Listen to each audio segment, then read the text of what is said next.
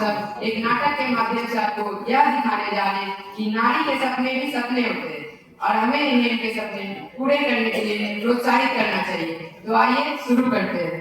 सपने होते हैं परछाई से, जितने कदम चलो उतने बढ़ते जाते हैं। कभी खुशहाली से तो कभी जंग वो बन जाते हैं। छोटे से मन में वो विशाल घर बनाते हैं, जिंदगी की हकीकत में जंग वो छेड़ जाते हैं। सपने होते परछाई से, जितने कदम चलो उतने बढ़ते जाते हैं। घर बनी होती है संतानें, लेकिन कुछ मान्यताएं, धारणा और विचार इन्हें पनपने नहीं देती। कुछ इस तरह।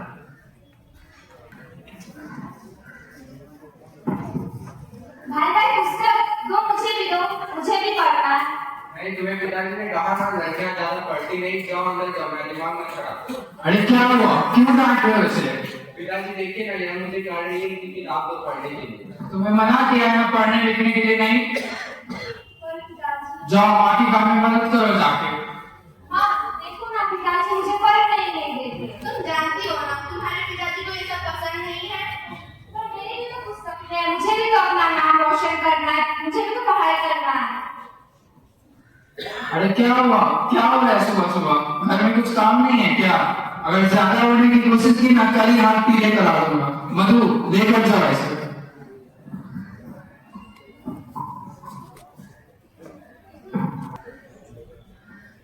ये लीजिए चाय। तुम्हारी लड़की ज्यादा नहीं उड़ रही है, कहो तो उसका विवाह करा देता हूँ। पर उसके भी तो कुछ सपने हैं। दोनों माँ बेटी एक जैसे। नारी जीने का अरमान, नारी हम सबका सम्मान है। नारी ना हो तो जग सुना लगता है। कण कण में विद्यामत विद्यामान है नारी। तुम से निर्बल ना समझो, तुम से निर्बल ना समझो, गीता फोगाट जैसी पहलवान है नारी। और ऐसे ही वो बड़ी होती गई और फिर उसके पिताजी ने उसका विवाह कराने का फैसला लिया। पर वो अपने हौसलों को बुलंद कर अपने हक के लिए आवाज उठाई। और फिर कुछ सालों बाद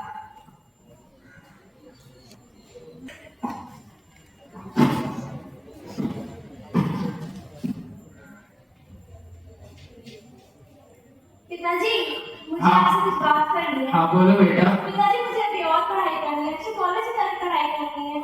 तुम्हें मना किया ना पढ़ने लिखने नहीं, ज्यादा पढ़ने लिखने का मन हो रहा है तुम्हारा। रुको अभी लड़के वालों से बात करता हूँ तुम्हारे लिए। जाओ यहाँ से। मुझे शायद फिर से एक बार पिताजी को जाके समझाना चाहिए, हो सकता है वो दोबारा समझ जाए। हेलो रमेश बाबू, कैसे हैं आप? जी मैं भी बढ़िया हूँ। सुना है आपका बेटा विदेश से पढ़कर लौट आया है, तो क्यों ना हम इस बचपन की दोस्ती को रिश्तेदारी में बदल दें। मैं अपनी बेटी का विवाह कराने का सोच रहा था।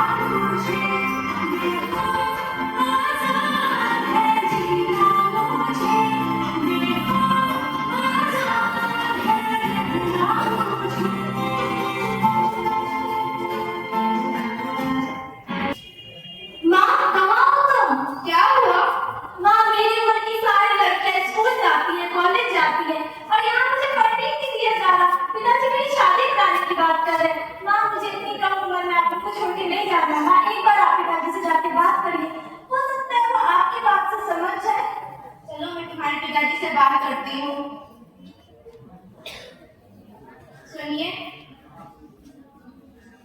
आप उसकी शादी मत करवाइए। अभी उसे हम लोगों से दूर नहीं होना है। जैसे मेरे सपने शादी के बाद सारे गुजर दे गए, ऐसा तो अपनी बेटी के साथ मत होने दीजिए। मेरा भी बाल विवाह हुआ था, मुझे भी तो घर की याद आती है, पर मैं कुछ नहीं कर पाती। पर अब जो मेरे साथ हुआ वो मैं अपनी बेटी के साथ होने नहीं दूंगी। एक औरत भी एक इंसान है, उससे भी अपने सपने पूरे करने का पूरा हक होना चाहिए। मधु, तुमने बिल्कुल सच कहा। तुमने तो मेरी आंखें खोल दी। मुझे नहीं पता था कि तुम्हारे सारे सपने तो कुचल दिए गए, पर मैं ऐसा अब अपनी बेटी के साथ नहीं होने दूंगा। मैं उसे खूब पढ़ाऊंगा, लिखाऊंगा और उसके सारे सपने पूरे कराऊंगा। जैसा कि आपने देखा, एक पिता समाज की बातों में आकर अपनी बेटी का जीवन बर्बाद करने जा रहा है। लोग अपनी पूरी जिंदगी यही सोचने में लगा देते हैं कि 4 लोग क्या करेंगे, जबकि जब एक लड़का शिक्षित होता है तो केवल एक आदमी शिक्षित होता है, लेकिन जब एक लड़की शिक्षित होती है तो उसकी आने वाली पूरी पीढ़ी शिक्षित होती है। धन्यवाद। लड़कियों का सपना देखना उचित नहीं है, ऐसा नहीं है। सपना एक देखो, मुश्किलें 1000 आएंगी, मगर वो मंजर बड़ा ही खूबसूरत होगा जब तुम्हारी कामयाबी शोर मचाएगी। जब जन्म लेती है बेटियां, खुशियां साथ लाती है बेटियां। ईश्वर की सौगात है बेटी, सुबह की पहली किरण है बेटी। तारों की शीतल छाया है बेटी, आंगन की चिड़िया है बेटी। त्याग और समर्पण सिखाती है बेटी, नए नए रिश्ते बनाती है बेटी। जिस घर जाए उजाला लाती है बेटी, बार बार याद आती है बेटी। बेटी की कीमत उनसे पूछो जिनके पास नहीं है बेटी।